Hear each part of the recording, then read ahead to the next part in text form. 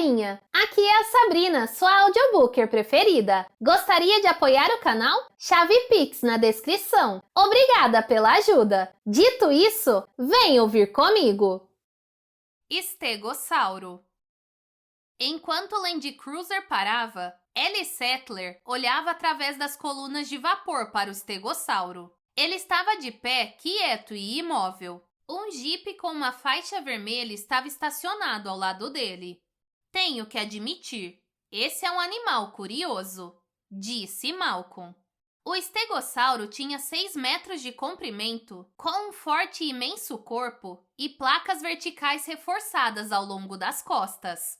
A cauda tinha espinhos com quase 1 metro de altura e aparência perigosa. Mas o pescoço se estreitava até chegar a uma cabeça absurdamente pequena com um olhar estúpido, como um cavalo muito idiota. Enquanto eles observavam, um homem deu a volta por trás do animal.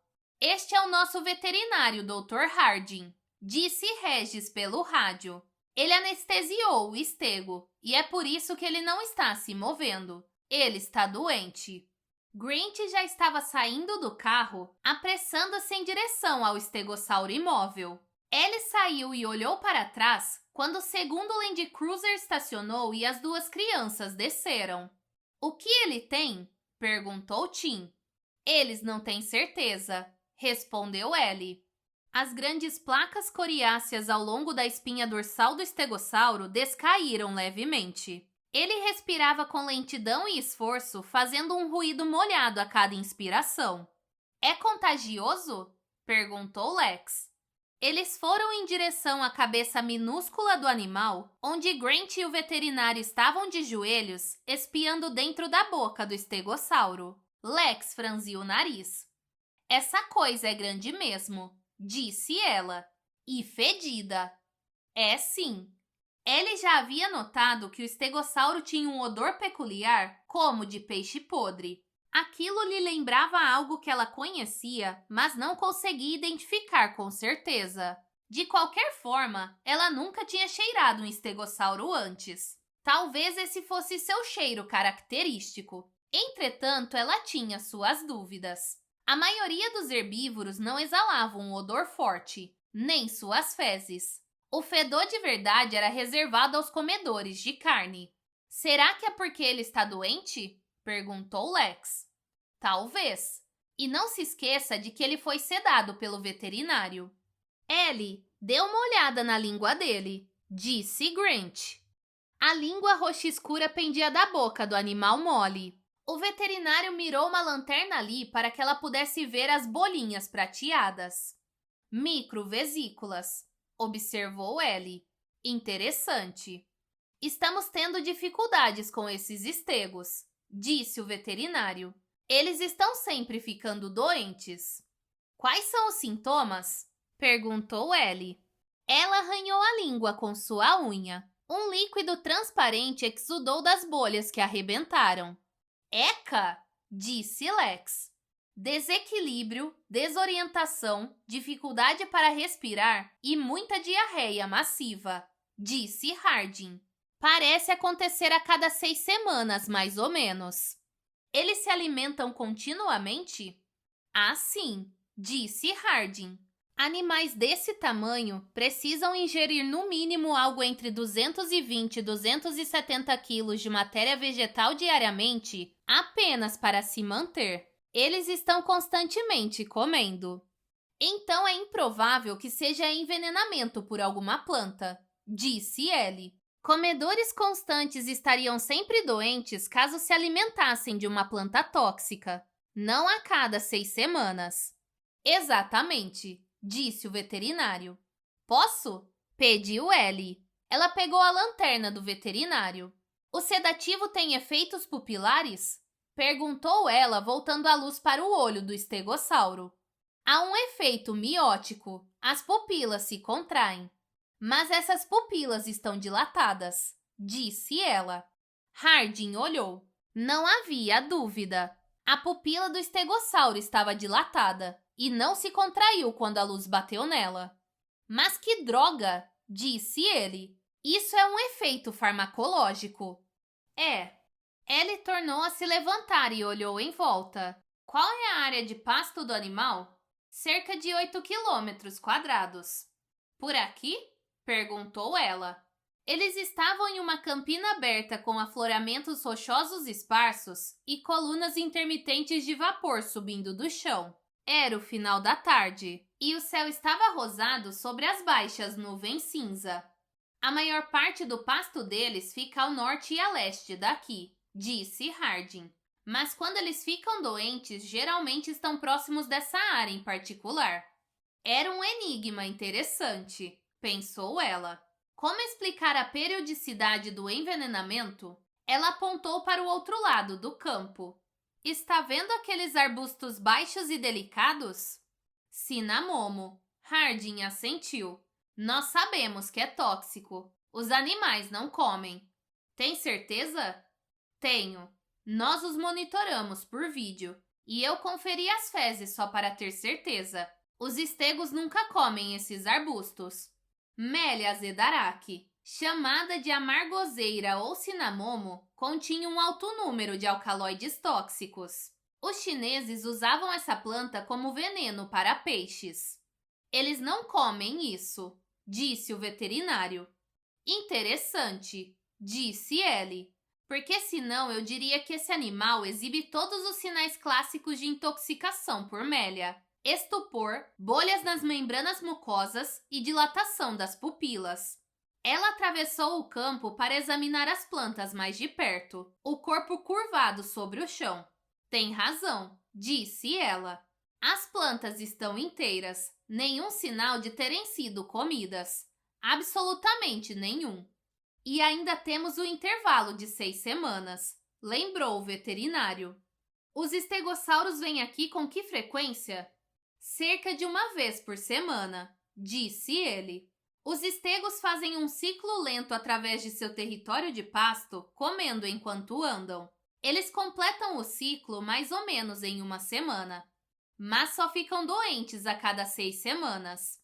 Correto, respondeu Hardin. Isso é chato, disse Lex. Shh! Interrompeu Tim.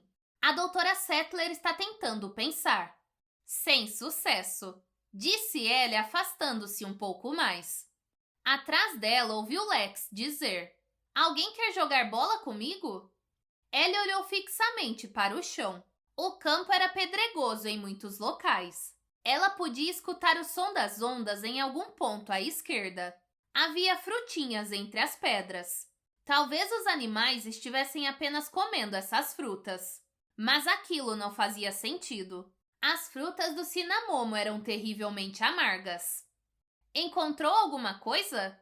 Perguntou Grant, vindo juntar-se a ela. Ellie suspirou. Só pedras, disse ela. Nós devemos estar perto da praia porque todas essas pedras são lisas. E estão ajeitadas em montinhos engraçados. Montinhos engraçados? Em todo canto. Tem uma pilha logo ali. Ela apontou. Assim que ela o fez, percebeu para o que estava olhando. As rochas estavam gastas, mas não tinham nada a ver com o oceano.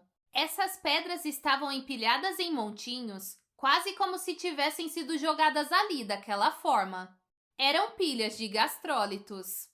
Muitos pássaros e crocodilos engoliam pedrinhas, as quais coletavam em uma bolsa muscular no trato digestivo chamada de moela. Espremidas pelos músculos da moela, as pedras ajudavam a esmagar comidas vegetais duras antes que elas alcançassem o estômago, e assim auxiliavam na digestão. Alguns cientistas pensavam que dinossauros também tinham gastrólitos. Primeiro, porque os dentes dos dinossauros eram pequenos demais e pouco desgastados para terem sido usados para mastigar comida. Presumia-se que os dinossauros engolissem sua comida inteira e deixassem que os gastrólitos esmagassem as fibras das plantas. E alguns esqueletos tinham sido encontrados com uma pilha associada de pequenas pedras na área abdominal. Mas isso nunca tinha sido verificado e... Gastrólitos, disse Grant. Acho que sim. Eles engolem essas pedras e depois de algumas semanas as pedras estão lisas. Então eles as regurgitam, deixam esse montinho e engolem pedras novas. E quando engolem, levam frutinhas juntos. E ficam doentes. Minha nossa, disse Grant. Tenho certeza de que você está certa. Ele olhou para a pilha de pedras, passando a mão sobre elas, seguindo o instinto de paleontólogo. E então ele parou. Ellie, disse ele, dê uma olhada nisso. Coloca bem aqui, meu bem! Certinho na minha luva! Gritou Lex, e Gennaro jogou a bola para ela. Ela lançou de volta com tanta força que a mão dele ardeu. Pega leve! Eu não tenho uma luva! Molenga! Irritado, ele disparou a bola para ela e ouviu a pancada ao atingir o couro. Agora sim! Disse ela. De pé ao lado do dinossauro, Gennaro continuou jogando enquanto conversava com Malcolm. Como esse dinossauro doente se encaixa em sua teoria? Estava previsto, respondeu Malcolm. Gennaro balançou a cabeça. Existe algo não previsto pela sua teoria? Olha, disse Malcolm, não tem nada a ver comigo. É a teoria do caos. Mas eu percebo que ninguém está disposto a ouvir as consequências da matemática, porque elas implicam consequências bem grandes para a vida humana, maiores do que o princípio de Heisenberg ou o teorema de Gödel, sobre os quais todo mundo matraqueia. Essas são considerações, na verdade, bastante acadêmicas, considerações filosóficas. Mas a teoria do caos tem relação com a vida cotidiana. Você sabe por que os computadores foram criados em primeiro lugar? Não sei, respondeu Gennaro. Manda pegando fogo! Gritou Lex. Os computadores foram construídos no final dos anos 1940 porque matemáticos como John von Neumann pensavam que se você tivesse um computador, uma máquina para tratar de muitas variáveis simultaneamente, você seria capaz de prever o clima.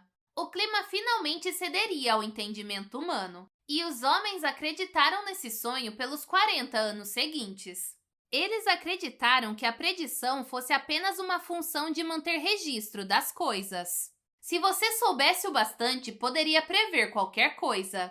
Isso tem sido uma crença científica muito estimada desde Newton. E a teoria do caos joga isso pela janela. Ela diz que você jamais vai poder prever certos fenômenos. Nunca. Você jamais poderá prever o tempo por mais do que alguns poucos dias. Todo o dinheiro gasto em previsões mais extensas, cerca de $500 milhão nas últimas décadas, foi dinheiro desperdiçado. É a missão de um tolo. É tão sem sentido quanto tentar transformar chumbo em ouro. Nós olhamos para os alquimistas de antigamente e rimos do que eles estavam tentando fazer. Mas as gerações futuras vão rir de nós da mesma maneira. Nós tentamos o impossível e gastamos um monte de dinheiro nisso. Porque, na verdade, há grandes categorias de fenômenos que são inerentemente imprevisíveis. O caos diz isso? Diz. E é impressionante como muito poucas pessoas se importam em ouvir, disse Malcolm. Eu dei toda essa informação a Hammond bem antes dele lançar as fundações desse lugar. Você vai criar uma porção de animais pré-históricos e soltá-los em uma ilha? Ótimo! Um sonho adorável. Encantador. Mas não vai seguir conforme o planejado. Isso é inerentemente imprevisível, assim como o clima. Você disse isso a ele? Questionou Gennaro. Disse. Também falei onde os desvios poderiam ocorrer. Obviamente, o encaixe dos animais ao ambiente é uma área. Esse estegossauro tem 100 milhões de anos. Não está adaptado ao nosso mundo. O ar é diferente. A radiação solar é diferente. A terra é diferente. Os insetos são diferentes. Os sons são diferentes. A vegetação é diferente. Tudo é diferente. A quantidade de oxigênio no ar foi reduzida. Esse pobre animal é como um ser humano a 3.000 metros de altitude. Dá para ouvir o resfolegar. E as outras áreas?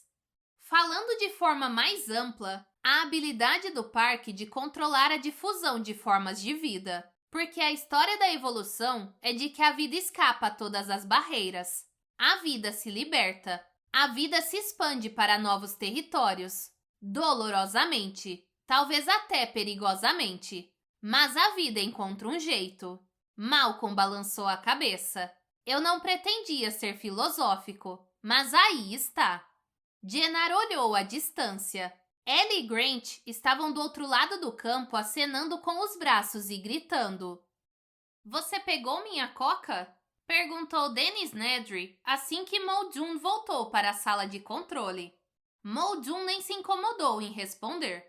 Foi diretamente até o monitor e olhou para o que estava acontecendo. Pelo rádio ouviu a voz de Harding dizendo: O estego! Finalmente!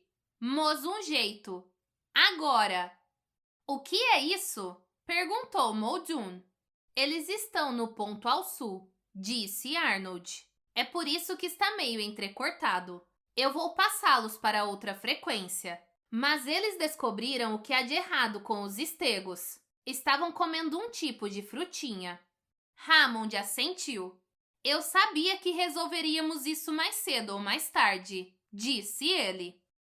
Não é muito impressionante, disse Gennaro. Ele segurou o fragmento branco, não maior do que um selo postal, na ponta do dedo à luz que se esvaía. Tem certeza disso, Alan?